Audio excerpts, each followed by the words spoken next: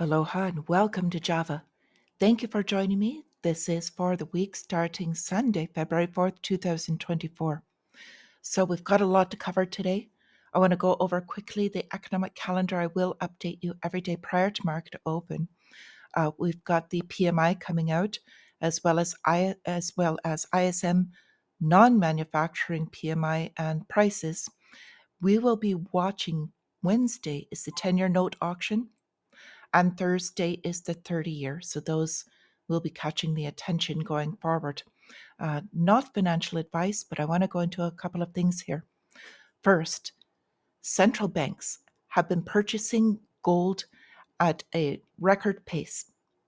They beat the previous year and they're continuing to buy. Markets, however, have been suppressing through paper trades the real price of physical gold as well as silver. This is a gift, in my opinion. It is keeping prices at a value that we can afford, basically, relative to what they will be, in my opinion. So, gold and silver, central banks buying. What they don't want you to own it. So, what am I doing? I'm dollar cost averaging in, just to let you know.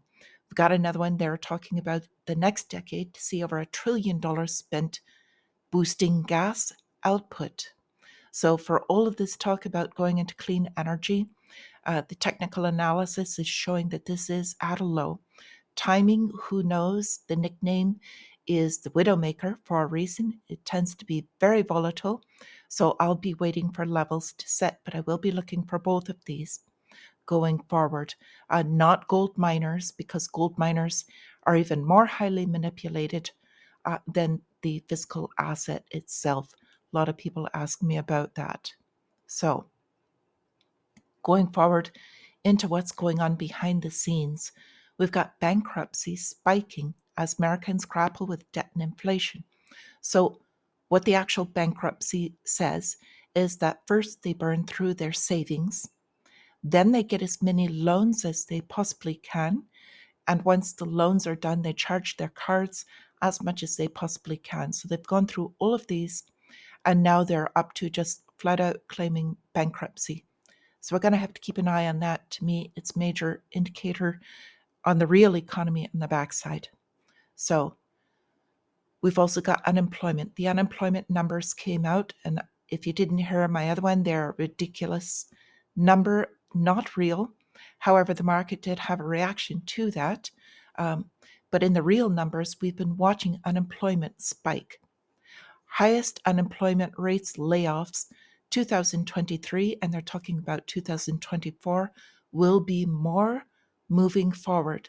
So if you add all of the layoffs with everything that happened over 2023 and the jobs with the plans for laying off moving forward, it just doesn't add up. So a lot of them were taking full-time jobs, splitting them into part-time jobs, but really that will be revised down quietly later on. So this one is about small regional bank business model unalterably broken.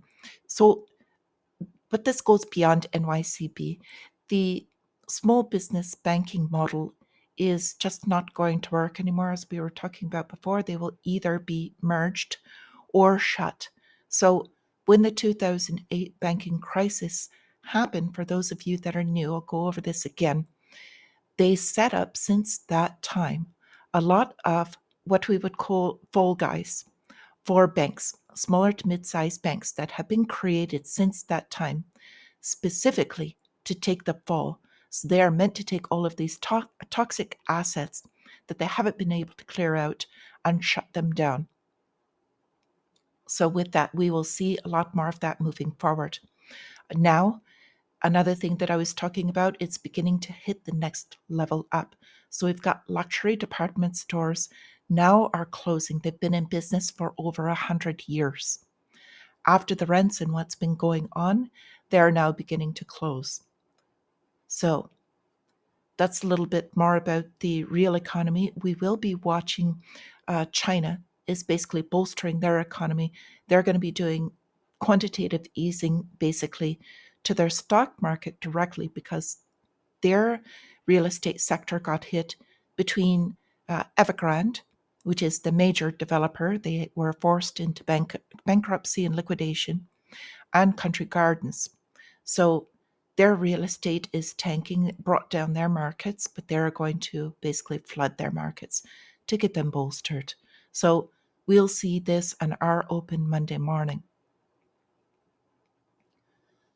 Back to real economy, but over in Europe, Germany has always been the powerhouse for some time for production.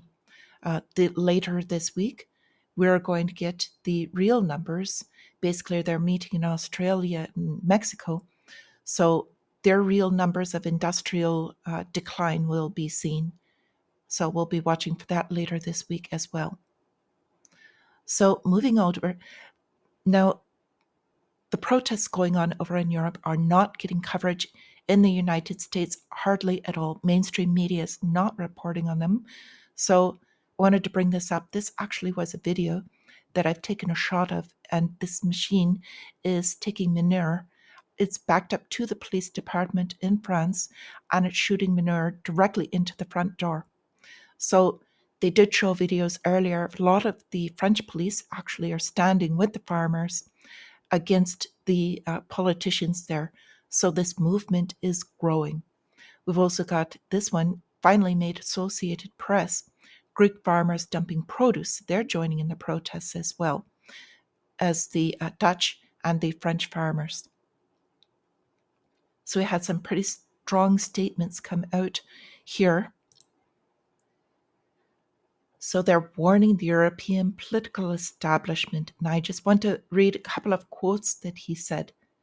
Quote, "The entire European and Dutch population stand with farmers. They want healthy foods. They don't want insects. The farming sector is being decimated with its lies and climate problems that are being created on purpose." Unquote. And then it goes on to say a little bit more stronger words. Quote, "We will show you we mean business, because apparently that's the only way out of this. No more talk. We will fight back." Unquote. So this Dutch farmer getting very serious over here, over in Europe. They are finally making their stand, and I think they're inspirational. I'll leave it at that. So with that, we have a couple of articles. This one is a little older. It's from General Wesley Clark. He had brought up saying that we, meaning the US, are going to take out 7 countries in 5 years. They had a plan: Iraq, Syria, Lebanon, Libya, Somalia, Sudan, and finishing it off with Iran. So this has kind of played out to their plan.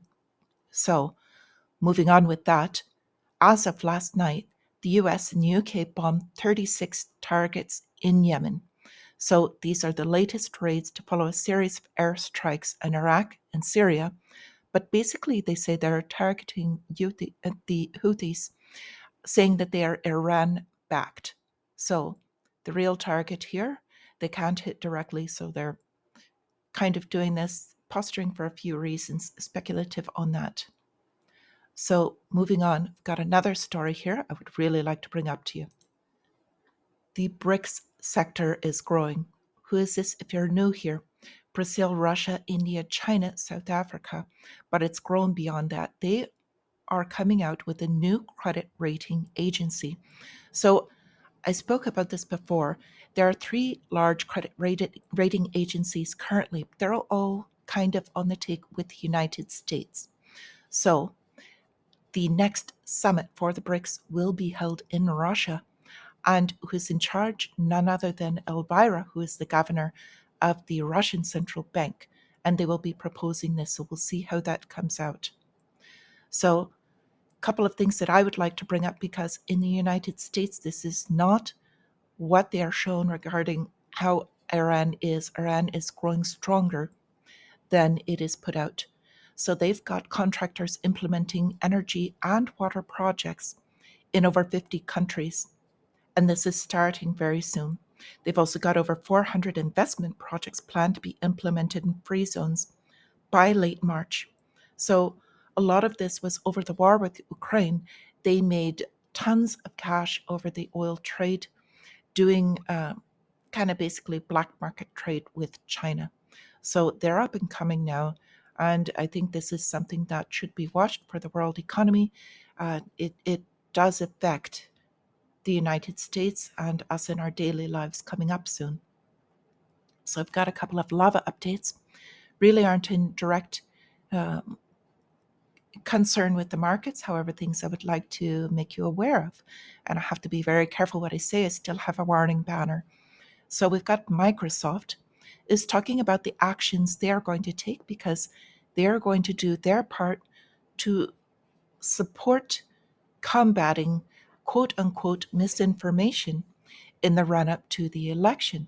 So their answer is that they can uh, use this to disable the computers of any non-mainstream content that is not in agreement and going out.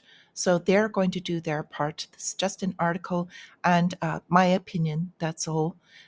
Don't want to say this as news. So with that, we've got another story that I would like to get out.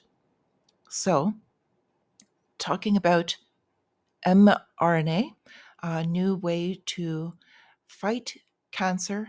This has a trial that's going out, and the first ones that are going to be testing this will be British. So, a lot of interest and things about this. If you'd like to hear more, I'm going to try to put out a little bit more on my Substack, or I'm a lot more on Twitter. So, if you would like, you can sign in. I'll leave links to those below. If you don't mind, please like this video if you did indeed like it. And until I see you again, my friends, stay free.